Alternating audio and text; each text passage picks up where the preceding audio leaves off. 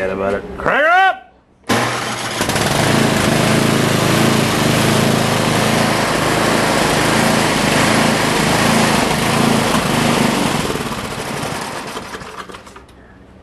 Junk. Crank her up!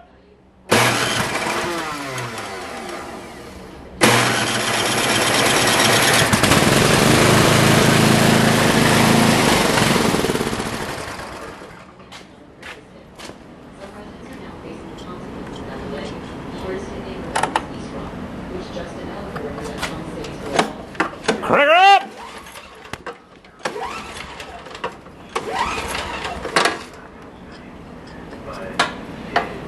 Pull start, Chuck. We're getting snow. Oh, give me a friggin' break. These are supposed to start first pull. More gas, please. Crank her up!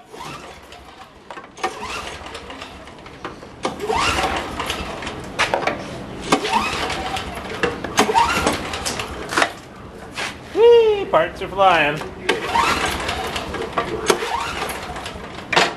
Got gas?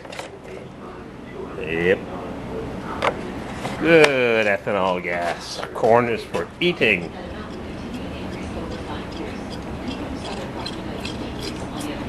There we go. Prime it until it runs out onto the ground. That's the American way.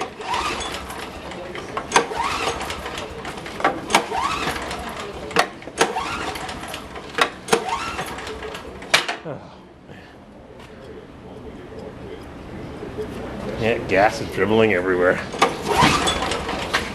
Forget about it. Fire up the coal power plant.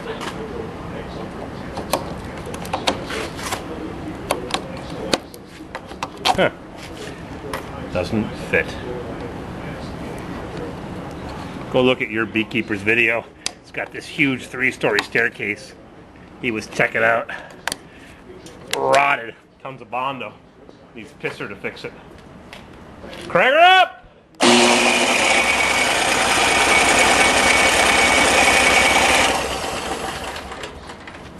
Oh, wait a second. Oops. My bad. Crank her up!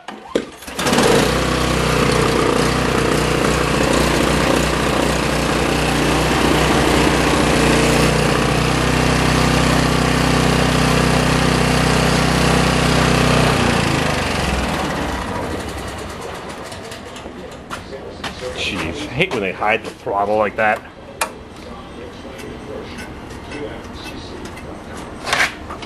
Crank her up!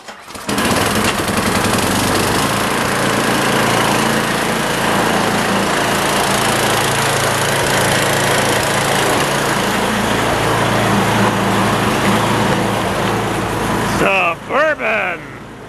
I gotta fix the oil leak, the actuator, power seat. All right. Time to take the junk out. It's gonna snow!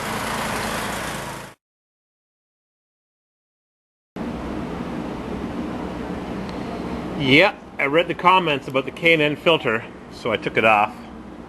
And I also went on the internet and I typed in K&N filter cut open review, and I ended up at Corolla Land.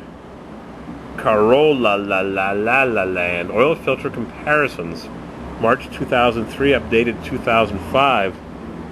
This fellow cut open the Delco Duragard, Castrol Max Pro, Wix, Toyota oil filter for a Toyota Corolla, STP oil filter, Bosch Premium, K&N Performance Gold,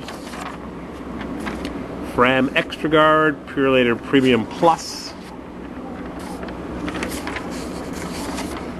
Purelator Pure 1. So what does it all mean? I've read about half of it, and I was just in the middle of the Fram Extragard and I had to go print some more pages. He doesn't bash the K&N, but he also doesn't test for flow or filter capabilities. He just looks at them for construction. He didn't like the Fram. Cheapy. So I've got this Valvoline Max engineered by Purelator.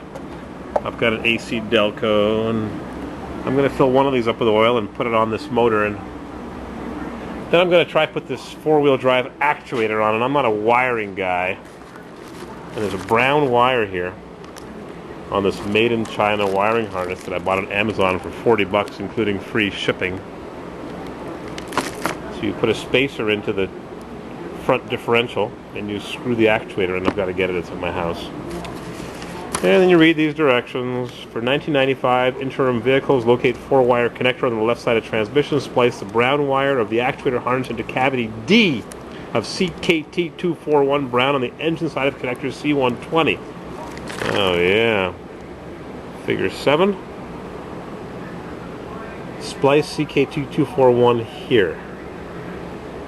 I'm not good at splicing stuff into things I'm not very clear about. I found a 4-wire connector underneath on the side of the transmission and connected to the shift indicator. I'll show it to you. Oh, it's cold in here. I got the heat going, but it's going up through the ceiling. There's no insulation. I found a 4-wire connector right there. But I don't know if that's the one. That's the one. Maybe there's more of them. I don't know. Don't know. So, I wonder if that just is for the indicator light. If it is, I guess I can't hurt to change it. There's the wiring connectors I have to undo for the old style thermal actuator.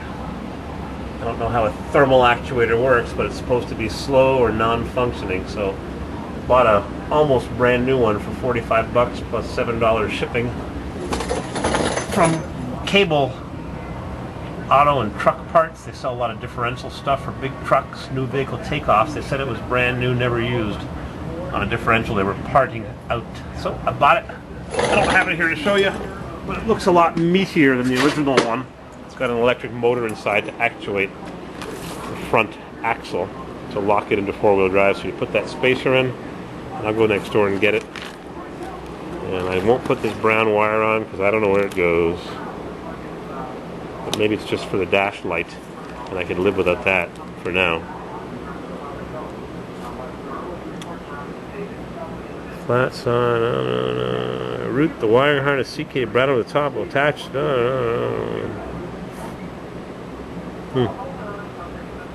Slow, no engagement of front axle when 4-wheel drive is selected. Important, if binding occurs before the actuator is seated, remove the actuator and reseat the spacer by pushing on the spacer with a screwdriver. Guess that goes into the axle. I'll show it to you when I get to it. Made in China. Look at that.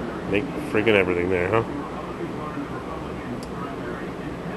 Attach the service harness connector. Well, alright. I gotta change the oil and I gotta get some heat in here. This thing's not cranking out very much heat. That should be,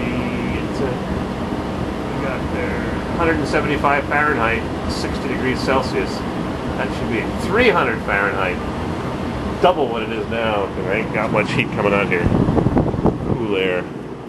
I got a flame, but it takes a long time to flame up. It's a wimpy flame. Alright. I'll finish reading this and I'll report back. Corolla Land, oil filter comparisons. Interesting reading. Very nicely written, and I've written to the fellow who wrote this and asked him a few questions if he's updated it. Alright. I got work to do. I'm freezing.